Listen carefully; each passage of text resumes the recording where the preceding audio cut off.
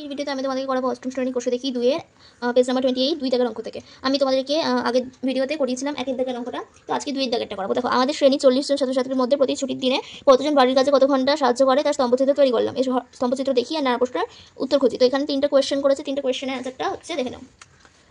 এখানে লিখবে যে স্তম্ভচিত্র থেকে পাই যে একের কোয়েশ্চেনটা কি বলা হয়েছে, স্তম্ভচিত্র থেকে আমাদের শ্রেণীর কতজন করে ছাত্রছাত্রী প্রতি ছুটির দিনে কতক্ষণ বাড়ির কাজ করে লেখে। দেখো, 6 জন ছাত্রছাত্রী 5 ঘন্টা কাজ করে, 14 ছাত্রছাত্রী 4 ঘন্টা কাজ করে, 12 জন করে 3 ঘন্টা করে, 8 জন করে 2 ঘন্টা করে। দুয়ের কোয়েশ্চেনটা বলা হয়েছে কতজন ছাত্রছাত্রী ছুটির দিনে সবচেয়ে বেশি সময় বাড়ির কাজে সাহায্য করে। এটা লিখবে 6 জন ছাত্রছাত্রী ছুটির দিনে সবচেয়ে বেশি কাজ করে, 5 ঘন্টা করে কাজ করে, এটাও লিখে দিয়েছি প্যাকেটে। 3টা হচ্ছে প্রতি ছুটির দিনে 2 ঘন্টা করে বাড়ির কাজে কতজন ছাত্রছাত্রী সাহায্য করে লিখবে যে প্রতি ছুটির দিনে 2 ঘন্টা কাজ করে 8 জন ছাত্রছাত্রী। দেখো, তারপর এখানে 3এরটা নিচে পায়চিত্র দেখি ও প্রশ্নের উত্তর খুঁজি। শ্রোতারা কোন কোন ধরনের গান পছন্দ করে তার মানে চিত্রটা পায়চিত্রটা এটা। হ্যাঁ, দেখো এখানে একটা দিয়ে দিয়েছে, এখান থেকে তোমাদেরকে এই 3টে কোয়েশ্চেনের অ্যান্সার করতে হবে। দেখো, এক লোকসঙ্গীতের শ্রোতার বৃত্তকলাটি সম্পূর্ণ বৃত্তাকার ক্ষেত্রে কত অংশ লিখি।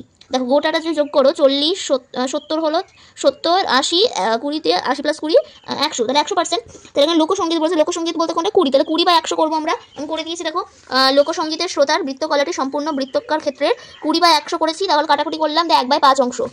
এখানে অংশটা বলেছে লিখবে 1/5 অংশ। 2টা পায়চিত্র থেকে কোন ধরনের গানের শ্রোতা সবথেকে বেশি লিখি।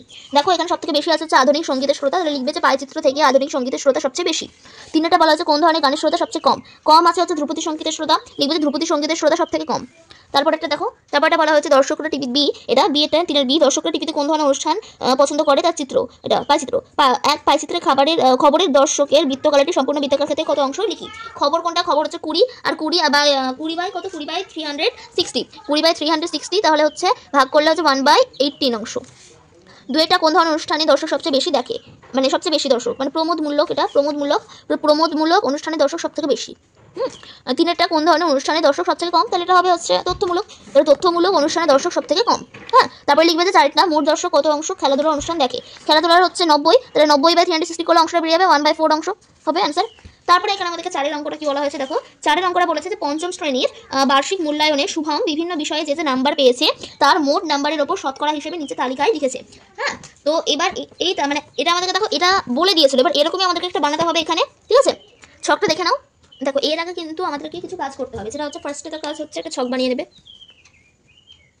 তো ছক বানিয়ে নিলে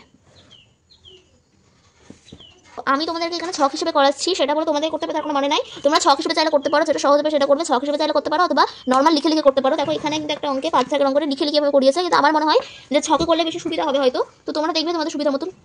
আচ্ছা, এবার বিষয়গুলোকে লিখে নেবে। দেখো, এখানটা দেখো বিষয় লিখে নিয়েছি বাংলা, ইংরেজি, অঙ্ক, পরিবেশ, শিক্ষা হাতের কাজ।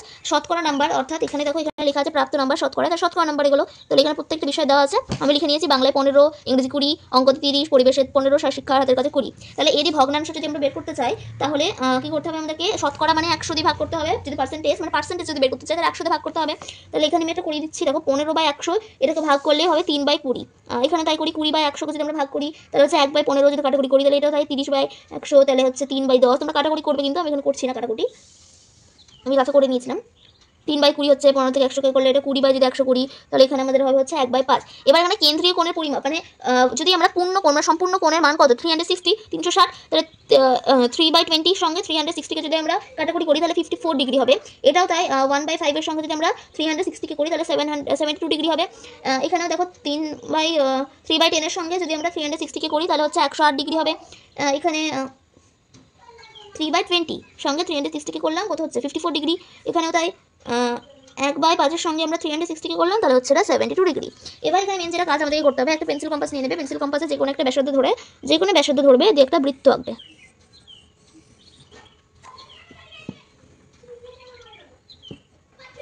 এটা কিন্তু অবশ্যই লিখবে এখানে পায়চিত্র লিখবে, দিয়ে করবে। আচ্ছা, এবার যে বিন্দু পেলে এটা কি এখানে একটা বিন্দু দিয়ে দাও, বুঝতে পারবে। তারপরে একটা ব্যাসার্ধ জাস্ট টেনে নাও, এখান থেকে একটা ব্যাসার্ধ টেনে নাও এভাবে। আচ্ছা, এবার আমাদেরকে লাগবে হচ্ছে এখানে চাঁদা। তো চাঁদা দিয়ে ফার্স্টে এখানে পুরো মাপ বসাবে। যে ফার্স্টে যেটা ছিল হচ্ছে 54 ডিগ্রি, 54টাকে নিলাম আমরা এখানে 54। ভালো করে বসাবে বিন্দু থেকে, দেখবে পুরো ভালো করে যেন না, ভালো করে যদি না বসানো হয় তাহলে কিন্তু লাস্টে গিয়ে দেখবে মিলবে না। আচ্ছা, 54 বলেছিল, তাহলে এখানে আমরা নিয়ে নিলাম। আচ্ছা, বাইরে দেখবে দাগ যেন না যায়। এটা হলো 54 ডিগ্রি। এবার আমাদেরকে একটু খাতাটাকে ঘুরিয়ে নিতে হবে, যে তারপরে হচ্ছে এখানে তারপরে কি কোণ বলা হয়েছে, তারপরে বলা হচ্ছে 72 ডিগ্রি। তাহলে 72 ডিগ্রি দেখো, 72 তো 72টাকে নিলে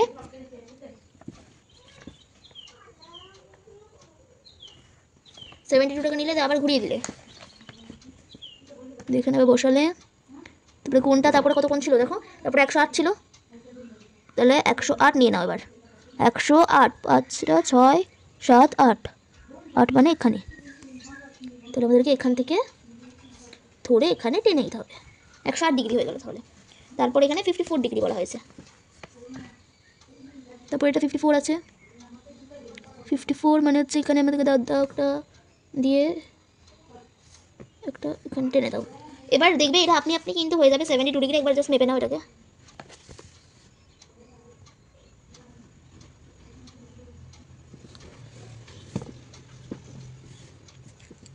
আমার এটা 72 ডিগ্রি মিলে গেছিলো, তাহলে কোন মানে আমরা যে পাইচিত্রটা করলাম সেটা সঠিক। আর যদি না মেলে তাহলে ভাববে যে সেটা হচ্ছে ভুল হয়েছে। তাহলে এবার দেখে নাও, ফার্স্টে লিখে নিলে সুবিধা হয়। তাহলে এটাকে আমরা চাইলে এমনি হাত দিয়ে করে দিতে পারি, কোন এভাবে লিখবো 54 ডিগ্রি, এইটা 72 ডিগ্রি, এটা কত ডিগ্রি, এটা হচ্ছে 108 ডিগ্রি। তারপরে এইভাবে এখানে লিখবে 54 ডিগ্রি, তারপরে লিখলে হচ্ছে এদিক করে 72 ডিগ্রি দেবে, লিখে দেবে যে কোন কোন সাবজেক্ট। তাহলে 54টা কি সাবজেক্ট, এভাবে লিখে নিয়েছি আমরা। 54টা হচ্ছে 54 ডিগ্রি হচ্ছে বাংলা, 72 ডিগ্রি হচ্ছে ইংরেজি, 108 হচ্ছে অঙ্ক, 54 হচ্ছে পরিবেশ, 72 হচ্ছে হাতের কাছে, শিক্ষার হাতের কাজ। তাহলে এটা আমাদের হয়ে গেল। তাহলে নেক্সট দিন তোমাদেরকে 5 দাগের অঙ্ক থেকে করিয়ে দেওয়ার চেষ্টা করবো।